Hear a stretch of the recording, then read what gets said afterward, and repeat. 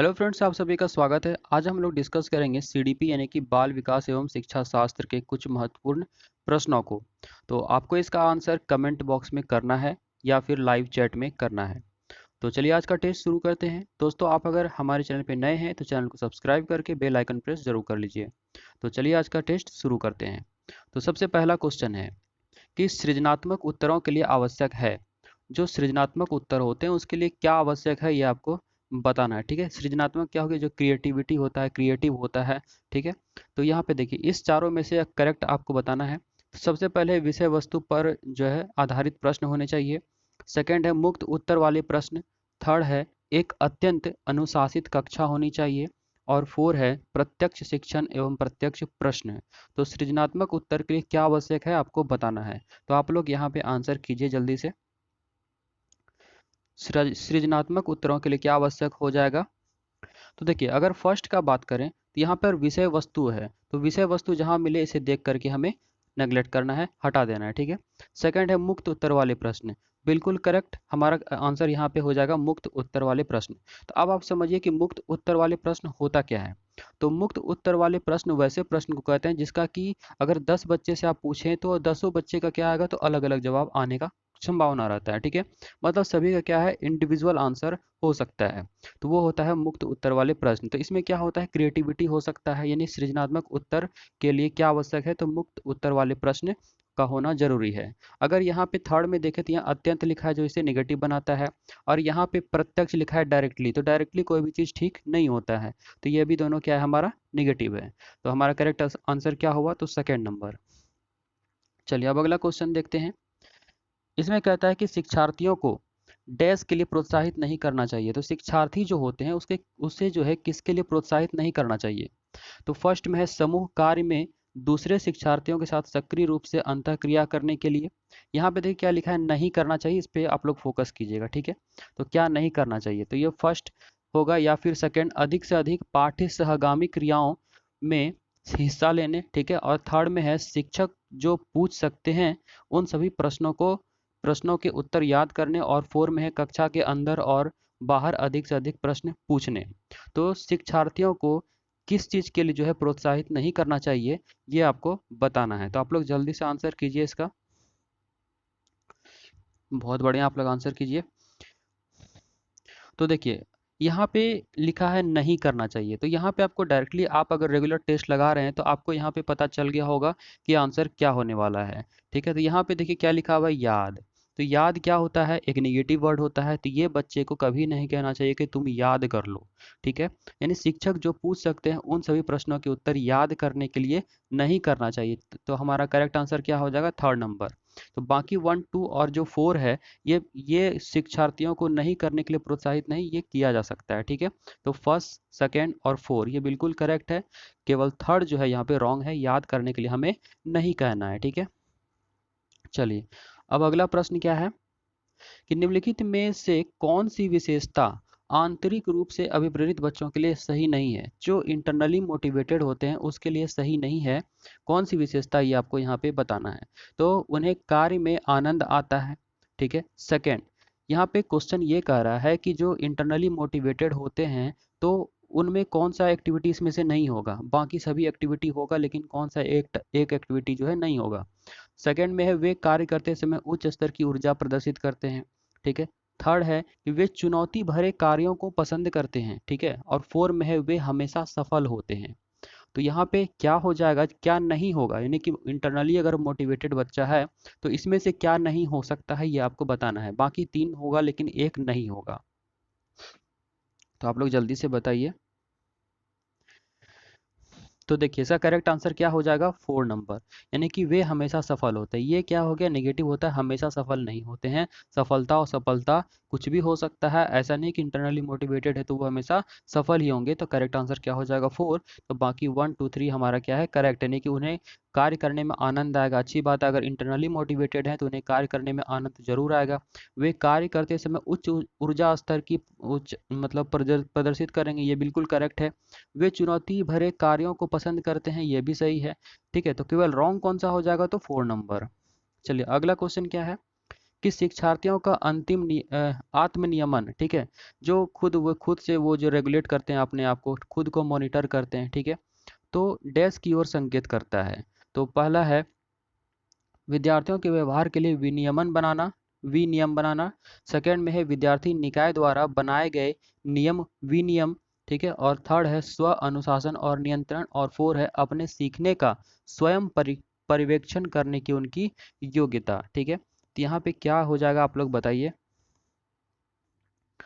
पर्यवेक्षण को इंग्लिश में कहते हैं सुपरविजन, ठीक है।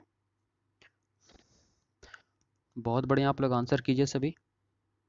तो देखिए यहाँ पे अगर हम बात करें, जहाँ पे नियम विनियम ये सब रहे, इसे देख के हमें तुरंत नेगलेक्ट करना है। जहाँ पे कंट्रोल नियंत्रण रहे, इसे देख के हमें हटाना है। तो हमारा डायरेक्टली आंसर 4 नंबर हो जाएगा, यानी कि अपने सीखने का स्वयं पर्यवेक्षण, मतलब खुद खुद से मतलब क्या करे, वो पर्यवेक्षण करेगा, ठीक है। इस तरह की योग्यता का विकास करना होता है, ठीक है। चलिए अब अगला प्रश्न हमारा है कि एक शिक्षिका अपनी कक्षा के प्रतिभाशाली बच्चों की योग्यताओं, ठीक है, जो उनका पोटेंशियल है, की उपलब्धि चाहती है। अपने उद्देश्य की प्राप्ति के लिए उसे निम्नलिखित में से क्या नहीं करना चाहिए। यहाँ देखिए क्या लिखा है, नहीं। तो इस पे आप लोग जरूर फोकस कीजिएगा कि नहीं बोल रहा है या क्या बोल रहा है, ठीक है। नहीं हो गया निगेटिव, तो इसका क्या करेक्ट आंसर हो जाएगा।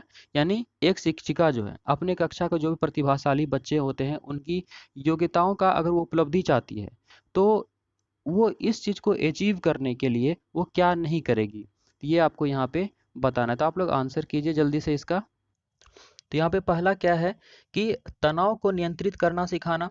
सेकंड में है विशेष ध्यान के लिए उन्हें उनके समकक्षियों से अलग करना। थर्ड है उनकी सृजनात्मकता को समृद्ध करने के लिए उन्हें चुनौती देना।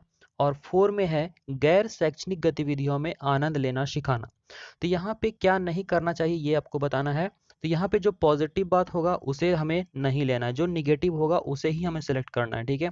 क्योंकि क्वेश्चन क्या है, निगेटिव वे में जा रहा है, क्या नहीं करना चाहिए, मतलब नहीं लिखा है, तो नहीं लिखा है तो हमें निगेटिव बातों को ढूंढना है, तो निगेटिव चीजों को ही नहीं करना चाहिए, ठीक है। तो आप लोग इसका आंसर कीजिए। बहुत बढ़िया। देखिए यहाँ पे अगर सेकंड पर आप फोकस करें, तो यहाँ पे लिखा हुआ है अलग। तो ये क्या है, एक निगेटिव है, तो ये चीज नहीं करना चाहिए, यानी कि विशेष ध्यान के लिए उन्हें उनके समकक्षियों से अलग करना, ये बिल्कुल गलत बात है, ठीक है। फर्स्ट सही है, तनाव को नियंत्रित करना सिखाना, अगर ऐसा हो रहा है तो बिल्कुल करेक्ट है। उनकी सृजनात्मकता को समृद्ध करने के लिए उन्हें चुनौती देना, ये भी सही बात है। और फोर है गैर शैक्षणिक गतिविधियों में आनंद लेना सिखाना, यानी कि जो स्पोर्ट्स वगैरह होता है या फिर जो सिंगिंग कंपटीशन होता है, तो वहां पर भी आनंद लेने के लिए सिखाना, तो ये भी करेक्ट है, ठीक है। यानी कि हमारा फर्स्ट थर्ड और फोर बिल्कुल करेक्ट है, यानी कि क्या नहीं करना चाहिए, तो सेकंड, ठीक है। चलिए अब चलते हैं अगले प्रश्न पे। अब देखिए अगले प्रश्न में क्या कहता है कि छोटे शिक्षार्थियों में निम्नलिखित में से कौन सा लक्षण पठन कठिनाई का नहीं है, ठीक है। तो रीडिंग डिसेबिलिटी जो होता है उसका वो चीज यहाँ पे नहीं है, वो आपको बताना है, ठीक है। तो पहला है पठन गति और प्रवाह में कठिनाई, यानी कि रीडिंग डिसेबिलिटी अगर किसी बच्चे में पाया जाता है तो क्या क्या होगा और क्या नहीं होगा। तो क्या नहीं होगा रीडिंग डिसेबिलिटी के अंदर, यही चीज आपको यहाँ पे बताना है, ठीक है। तो पहले में है पठन गति और प्रवाह में कठिनाई। सेकंड में है शब्दों और विचारों को समझने में कठिनाई, ठीक है। थर्ड है सुसंगत वर्तनी में कठिनाई, ठीक है। और फोर है वर्ण एवं शब्द पहचान में कठिनाई, ठीक है। तो रीडिंग डिसेबिलिटीज में क्या क्या होगा और क्या नहीं होगा आपको बताना, तो यहाँ पे क्या नहीं होगा ये आपको बताना है, ठीक है। तो आप लोग आंसर कीजिए जल्दी से। बहुत बढ़िया। तो देखिए इसका करेक्ट आंसर हो जाएगा फर्स्ट नंबर, ठीक है। यानी कि पठन गति और प्रवाह में कठिनाई। तो यहाँ पे जब रीडिंग डिसेबिलिटी होता है तो ये गति और प्रवाह इससे कोई लेना देना इसका नहीं है। बाकी यहाँ जो है शब्दों और विचारों को समझने में कठिनाई ये होगा, ठीक है। सुसंगत वर्तनी में कठिनाई ये भी होगा, ठीक है। वर्ण एवं शब्द पहचान में कठिनाई ये भी रीडिंग डिसेबिलिटी के अंदर आता है, ठीक है। तो क्या नहीं आएगा, तो एक नंबर। चलिए अब अगला क्वेश्चन देखते हैं। विशेष आवश्यकता वाले बच्चों से व्यवहार करने के लिए, ठीक है, जो विशेष आवश्यकता वाले बच्चे होते हैं उनसे जब आप व्यवहार करेंगे तो उनके लिए निम्नलिखित दार्शनिक दृष्टिकोणों में से किसका अनुसरण किया जाना चाहिए, यानी कौन क्या चीज आप फॉलो करेंगे जो विशेष आवश्यकता वाले बच्चे होते हैं, ठीक है। तो फर्स्ट में है उन्हें पृथक करके उनकी शिक्षा किसी भिन्न शैक्षिक संस्थानों में होनी चाहिए। ठीक है। सेकंड है उन्हें केवल व्यावसायिक शिक्षण या प्रशिक्षण जो है दिया जाना चाहिए। थर्ड में है उन्हें समावेशी शिक्षा का और नियमित विद्यालयों में अध्ययन करने का जो है अधिकार प्राप्त है। और फोर है उन्हें किसी प्रकार की शिक्षा की आवश्यकता ही नहीं होती। ठीक है। आप लोग इसका आंसर कीजिए। इसका बहुत इजी है। ठीक है, आप लोग आसानी से कर सकते हैं। तो किस चीज़ का यहाँ पे अनुसरण किया जाना चाहिए, आप लोग इसका आंसर कीजिए। तो देखिए इसका करेक्ट आंसर हो जाएगा थर्ड नंबर। ठीक है। अगर हम फर्स्ट का बात करें तो उन्हें पृथक करके, तो यहाँ पृथक करके यही पे नेगेटिव हो जाता है, इसे हमें हटा देना है। ठीक है। यहाँ पे लिखा है केवल, तो इसे यहीं पे हटा देना है। ठीक है। और यहाँ पे लिखा है कि आवश्यकता ही नहीं होती है। ठीक है। तो ये भी हटा देना है। तो हमारा डायरेक्ट आंसर क्या होता है, 3 नंबर। यानी कि जो विशेष आवश्यकता वाले बच्चे होते हैं उन्हें समावेशी शिक्षा का और नियमित विद्यालय में अध्ययन करने का क्या है, तो अधिकार प्राप्त है। समावेशी शिक्षा क्या होता है, जिसमें सभी तरह के बच्चे एक साथ पढ़ते हैं, चाहे अमीर हो, गरीब हो, चाहे दिव्यांग बच्चे हो। ठीक है। तो समावेशी कक्षा में सभी तरह के बच्चे पढ़ते हैं, चाहे विशेष आवश्यकता वाले हों, जो भी हों। ठीक है। चलिए अब अगला प्रश्न देखते हैं। अधिगमकर्ता केंद्रित विधि का आवश्यक मतलब आशय क्या है। ठीक है। इसका मीनिंग क्या होता है, जो अधिगमकर्ता केंद्रित विधि होता है। ठीक है। अधिगमकर्ता केंद्रित का मतलब हो गया जो छात्र केंद्रित होता है। ठीक है। यानी छात्र को सेंटर में रखा जाता है, उन्हें इंपॉर्टेंस दिया जाता है। ठीक है। तो फर्स्ट में देखिए है कि शिक्षक अधिगमकर्ता के लिए स्वयं निष्कर्ष निकाल देते हैं। ठीक है। सेकंड है परंपरागत व्याख्यात्मक विधियां को अपनाया जाता है।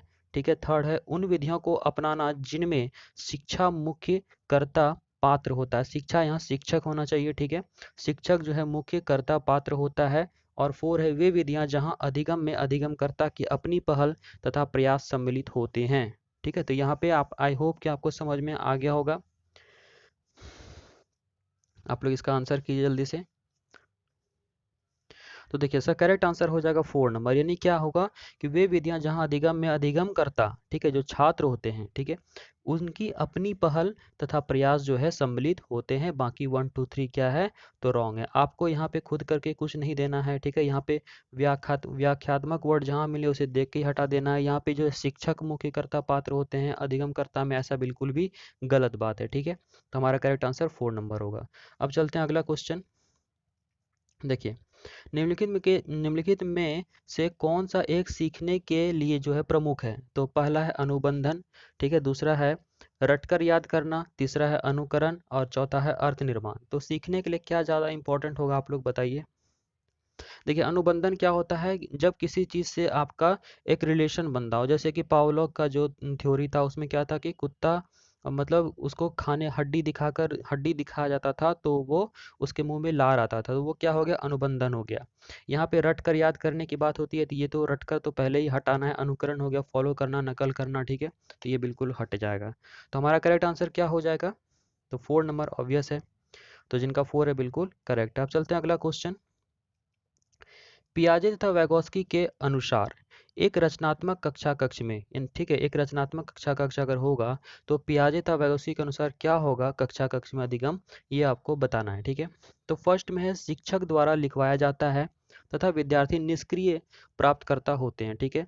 सेकंड में कहता है कि उद्दीपक तथा अनुक्रिया के जोड़ से होता है। ठीक है। थर्ड है शिक्षक द्वारा पुनर्वलन किया जाना है। ठीक है। और 4 है शिक्षार्थियों द्वारा स्वयं सृजित किया जाता है, जो एक सक्रिय भूमिका निभाते हैं। तो यहाँ पे क्या हो जाएगा, आप लोग बताइए जल्दी से। दोस्तों एक बार सभी वीडियो को आप लोग लाइक जरूर कर दीजिए। ठीक है। जितने भी वॉच कर रहे हैं प्लीज़ एक बार लाइक कर दीजिए, और चैनल पर अगर नए हैं तो सब्सक्राइब करके बेल आइकन प्रेस कर लीजिए, ताकि सारे वीडियोस का नोटिफिकेशन आपको मिलता रहे। जितने भी इसमें टीचिंग रिलेटेड वीडियोस आएंगे सभी का नोटिफिकेशन आपको समय पे मिल जाए। ठीक है। तो देखिए इसका करेक्ट आंसर क्या हो जाएगा, तो 4 नंबर। ठीक है। क्योंकि यहाँ पे देखिए क्या लिखा है, शिक्षार्थियों द्वारा स्वयं सृजन की बात हो रही है, यानी क्रिएटिविटी उसमें आएगा। ठीक है। जो एक सक्रिय भूमिका निभाते हैं। यहाँ पे देखिए शिक्षक द्वारा, जो शिक्षक द्वारा ही कर दिया जाएगा तो फिर बच्चा क्या हो जाएगा, इनएक्टिव हो जाएगा, इसे हटा देंगे। उद्दीपक अनुक्रिया जहाँ पे आ जाए, ठीक है, वहाँ पे इसे देख के ही हटा देंगे। ठीक है। तो यहाँ उद्दीपक अनुक्रिया को इंग्लिश में क्या कहते हैं, स्टिमुलस रिस्पॉन्स। ठीक है। तो इसे देख के ही हम लोग हटा देंगे। शिक्षक द्वारा लिखवाया जाता है, देखिए यहाँ शिक्षक द्वारा ही करवाया जा रहा है, इसे हम लोग हटा देंगे। ठीक है। तो हमारा करेक्ट आंसर क्या होगा, 4 नंबर। चलिए अब अगला क्वेश्चन क्या है। कि निम्नलिखित में से कौन सा आधारभूत सहायता का एक अच्छा उदाहरण है। ठीक है, तो आधारभूत सहायता का एक अच्छा उदाहरण क्या होगा, जिसका आशा है समस्या समाधान को तब तक सिखाना जब तक शिक्षार्थी स्वयं ना कर सके। ठीक है, तो अब देखिए यहाँ पे क्या है, उसे आधा समाधान किया उदाहरण उपलब्ध करवाना। ठीक है, सेकंड में है उसे कहना कि जब तक वह समस्या का समाधान नहीं कर लेती तब तक वह जो है घर नहीं जा सकती। थर्ड में है समस्या का समाधान जल्दी देने के लिए पुरस्कार देना। और फोर है उसे यह बताना कि वह बार बार प्रयास द्वारा कर सकती है। ठीक है, तो यहाँ पे क्या हो जाएगा, आप लोग जल्दी से आंसर कीजिए। बहुत बढ़िया। देखिए अगर फर्स्ट का बात करें तो उसे आधा समाधान किया उदाहरण उपलब्ध करवाना, ये बिल्कुल गलत बात है। यानी कि हर बार आप उसे आधा समाधान करके दे रहे हैं, उसके लिए इजी मीडियम दे रहे हैं, तो ये बिल्कुल रॉन्ग है। उसे कहना कि जब तक समस्या का समाधान नहीं कर लेती तब तक घर नहीं जा सकती, ये सब क्या हो गया, उसके ऊपर थोड़ा सा इतना रोब नहीं झाड़ना है आपको। ठीक है, थर्ड में क्या है, समस्या का समाधान जल्दी देने के लिए पुरस्कार देना, जहाँ पुरस्कार देने की बात होगी वहाँ पे इसे देखते ही हटा देना है। तो हमारा करेक्ट आंसर क्या होगा, 4 नंबर, यानी कि उसे यह बताना कि वह बार बार प्रयास द्वारा कर सकती है। ठीक है, चलिए अब ये लास्ट क्वेश्चन है फ्रेंड्स। आप लोग चैनल पे नए हैं तो सब्सक्राइब कर लीजिए और बेल आइकन प्रेस कर लीजिए ताकि सारे वीडियोज़ का नोटिफिकेशन आपको समय पे मिलता रहे। अब देखिए क्या है, आपकी कक्षा में सीखने की विविध शैलियों वाले बच्चे हैं, उनका आकलन करने के लिए आप उन्हें क्या करेंगे। ठीक है, तो विविध शैली वाले बच्चे अगर हैं तो क्या करेंगे, तो फर्स्ट में है विविध प्रकार के कार्य और परीक्षण देंगे। सेकंड में है परीक्षण पूरे करने के लिए एक समान समय देंगे। ठीक है, और थर्ड में है समान अनुदेश देंगे तथा उसके बाद बच्चों द्वारा परीक्षण में प्राप्त अंकों के अनुसार उनको नामित करेंगे। और फोर में है कार्यों और परीक्षणों के एक समान सेट देंगे। तो ये क्या करेंगे आप लोग, जल्दी से आंसर कीजिए। बहुत बढ़िया। तो देखिए इसका करेक्ट आंसर जो है यहाँ पे हो जाएगा फर्स्ट नंबर। ठीक है, विविध प्रकार के, अगर विविध शैली के बच्चे हैं तो हमें क्या करना होगा, तो विविध प्रकार के कार्य और परीक्षण देने होंगे। जहाँ भी एक समान मिले उसे देख के हटा देना है, जो सेकंड में है। और फोर में भी एक समान है, इसे देख के हटा देना है। थर्ड में क्या है, तो समान अनुदेश देंगे, जहाँ समान एक समान हो गया उसे हटा देंगे। इसलिए हटा देंगे क्योंकि बच्चे क्या होते हैं, इंडिविजुअल डिफरेंसेस वाले होते हैं। कक्षा कक्ष में सभी की एबिलिटी क्या होती है, अलग अलग होती है, इसलिए विविध प्रकार के कार्य और परीक्षण देंगे। तो दोस्तों वीडियो लाइक जरूर कर दीजिए और इसे शेयर कर दिए, और चैनल पे नए हैं तो सब्सक्राइब करके बेल आइकन प्रेस कर लीजिए। तो मिलते हैं अगली वीडियो में। जय हिंद।